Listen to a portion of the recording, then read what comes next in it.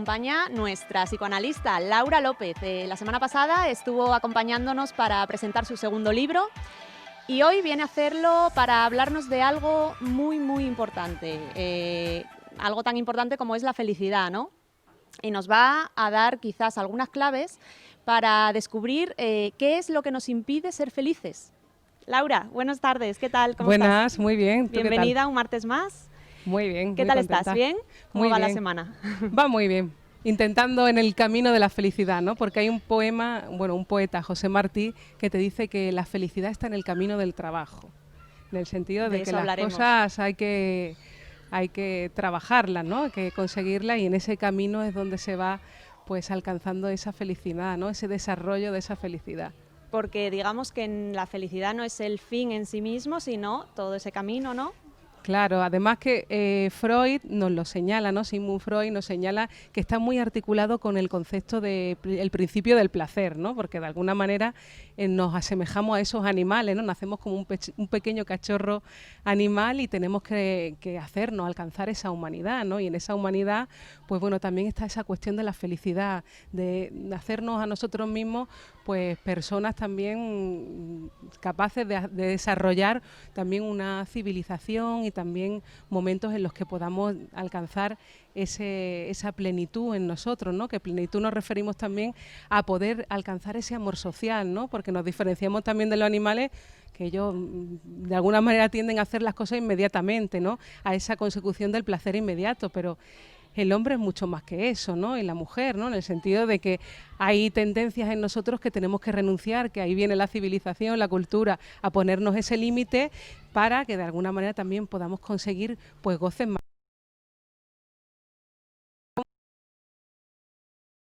Me hace daño algo, me retiro, ¿no? Pero también hay cosas que no puedo realizar inmediatamente, que las tengo que postergar para luego sentirme mejor, porque claro, hay que renunciar a cosas inmediatas para poder, pues de alguna manera alcanzar, pues no sé, si quiero ser médico, si quiero ser poeta, ¿no? Que son goces y logros mayores que nos van a realizar a nosotros mismos y alcanzar esa autoestima, porque claro, al fin y al cabo está muy relacionada la autoestima con los logros personales y también grupales, ¿no? Porque también es muy importante la relación con otras personas, eso es esencial. Claro, porque quizás, Laura, en ese camino del que hablamos y dices, no todo se consigue ahora, está claro.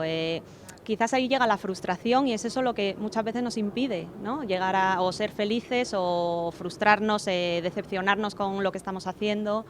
¿Crees que no nos damos, o sea, no, digamos que no valoramos las pequeñas cosas que somos una sociedad consumista cada vez más, creo, no valoramos las pequeñas cosas ni valoramos esas pequeñas cosas del día a día, ¿no? Que tanto nos venden a la vez. Claro, pero es importante eso que has comentado de la frustración, ¿no? Porque las frustraciones son necesarias, de alguna manera es lo que también nos mueve. Hay deseos que no vamos a poder realizar, que son imposibles, que tenemos que renunciar a ellos y otros postergarlos porque en este momento no se pueden hacer, pero cuando pase un tiempo y haga ese recorrido sí lo puedo hacer. Y hay una cuestión que se llama la neurastemia, que es querer hacer las cosas ya, no aguanto la mínima tensión posible y claro, ahí las personas están faltas de energía, porque cualquier mínima tensión, pum, la realizan, ¿no? Como descargan. Y claro, cierto nivel de tensión tiene que haber en nosotros para poder realizar logros mayores. Entonces, claro, la frustración es totalmente necesaria. Hay cosas que no voy a poder realizar y hay cosas que yo tenía pensadas en mi cabeza y luego la realidad me va a mostrar que eso no puede ser. Hay que ser conscientes de las limitaciones también. Límites siempre va a haber, ¿no? Y también tenemos que pensar que nosotros también es un aprendizaje, ¿no? No quedarnos con ese ideal del yo que queremos alcanzar, porque realmente es un ideal, ¿no? La vida nos va mostrando que no somos sin otras personas, que somos un aprendizaje continuo, que también tenemos que equivocarnos para aprender y en ese sentido no ser tan duros con nosotros mismos, ¿no? Porque eso también nos lleva a sentir culpa, a padecer también de esa insatisfacción, porque aceptar y tolerar como somos es esencial. social. Y claro, eso muchas veces estamos en las teorías del yo, en querer controlarnos y no dejamos que fluya eso de inconsciente que hay en todos nosotros, ¿no? Y que la vida es un aprendizaje y un proceso. No podemos pretender que todo sea como lo pensamos. Eso es imposible. Lo que uno tiene en su cabeza de alguna manera no va a coincidir con la realidad jamás, ni las relaciones, ni las cosas que queremos hacer en nuestra vida. Lo que pasa es que ya cuando nos aunamos a otras personas es esa cuestión de aceptar la realidad que nos ha tocado vivir, ¿no? Y en ese sentido, pues trabajar, si no es en una dirección, pues trabajar en otra, ¿no? Pero que se hace siempre entre otras personas. ¿Y de dónde puede venir, Laura, esas creencias o esos lastres que a lo mejor llevamos con nosotros? Sí, muy interesante, porque nadie nos enseña a ser felices, la verdad. Nos sueltan al mundo, ¿no? Venimos de una familia determinada y ahí nos sueltan, vamos a la universidad, claro, el colegio, ¿no? Cogemos el patrón. Claro, la adolescencia, que estás con las relaciones, ¿no? Y claro, ahí ¿de dónde aprendemos esa forma de amar o de relacionarnos?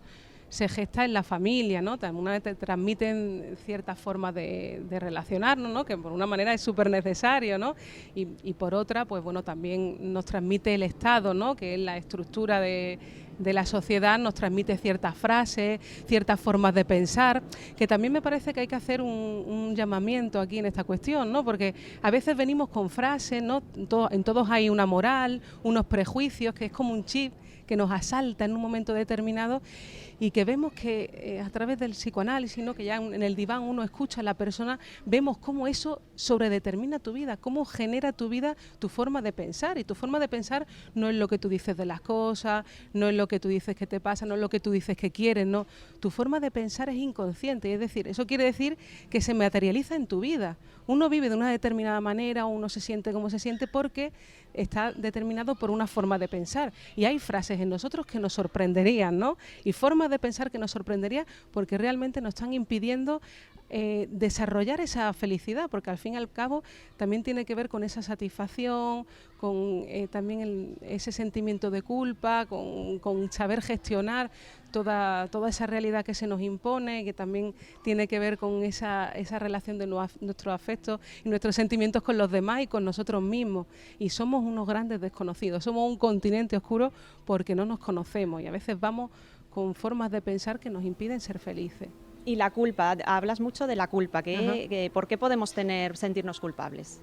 Bueno, el ser humano de por sí aparece esa culpa, ¿por qué? Porque en todos nosotros siempre hay sentimientos, afectos que tienen que ver del orden de la hostilidad, del erotismo, de cosas de esas tendencias que hablábamos al principio, de que todo ser humano tiene y que tenemos que rechazar, tenemos que apartar en un momento determinado, pues para poder estar con otras personas. Es decir, a mí me surge un sentimiento hostil hacia una persona que me ha hecho algo, me ha dicho algo que me ha frustrado y claro, ese sentimiento, ese afecto sigue estando ahí, ¿no? Ya no voy a ir a como hacían los primitivos y le doy ahí con el hacha, claro. ¿No? Ya eso pero forma parte de nosotros. Ahí hay que aprender a soltar, quizás. Claro, pero a veces se suelta de una manera inadecuada, es decir, a través de ciertos síntomas incluso, ¿no? Hay síntomas que tienen que ver con cierta intolerancia en nosotros de esa hostilidad, de esos afectos que no puedo simbolizar, no los puedo poner en palabras y aparecen en el cuerpo como escenario de lo psíquico. O en las relaciones, ¿no? Aparece de repente conflictos con la otra persona, no sé de dónde me vienen y es el reflejo o la transferencia de un afecto de algo que me ha recordado esa escena a otra y ahí lo suelto, ¿no? Digamos que somos muy complejos y hay cosas en nosotros que no sabemos gestionar, ¿no? Y que tienen que ver con la parte inconsciente de nosotros.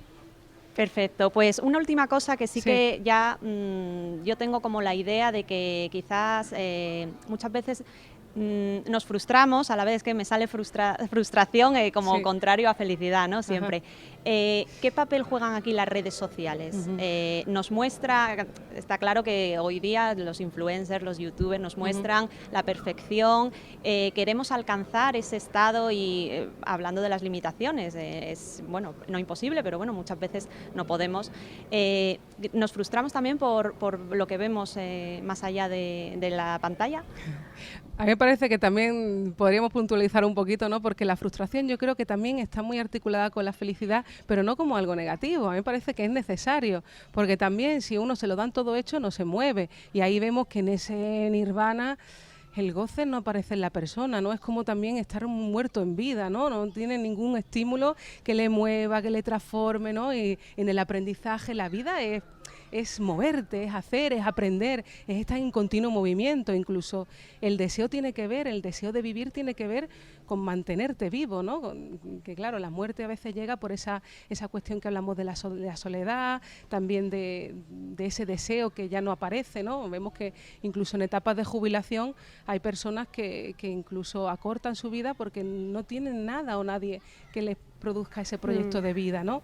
Esa y claro, motivación. Claro, y en las redes sociales, pues bueno, hay que decir que a veces los influencers y toda esta corriente, ¿no? Que están más en el carro de esa sociedad que hablamos del consumismo, ¿no? Es un elemento más que se utiliza para vendernos esa cuestión de que la felicidad es conseguir tal cosa, es llegar a tener el coche tal, la casa cual, ¿no? Y vemos que realmente eso forma parte de ese engranaje, de esa cadena, que vemos que las necesidades humanas realmente no son otras, ¿no? Ese es el sistema pues socioeconómico, ¿no? Pero que realmente luego vemos que las necesidades de las personas son otras, ¿no? Hay otros valores que realmente te producen una felicidad y un goce en las personas, pero conseguir tal cosa, hay personas que le han tocado la lotería y ha sido una desgracia para su vida, porque no es conseguir tal cosa. Nuestro deseo está en continuo movimiento. Deseamos deseos, movernos, ¿no? Poner nuestro deseo constantemente fuera de la realidad, pero no alcanzar una cosa concreta, ¿no? Pues Laura, un placer como siempre tenerte aquí y esperemos eso, que alcancemos la felicidad, pero todos los días de nuestra vida. Un placer. Bien, muchas gracias. Muchas gracias. Hasta el próximo martes. Muy bien. Y nosotros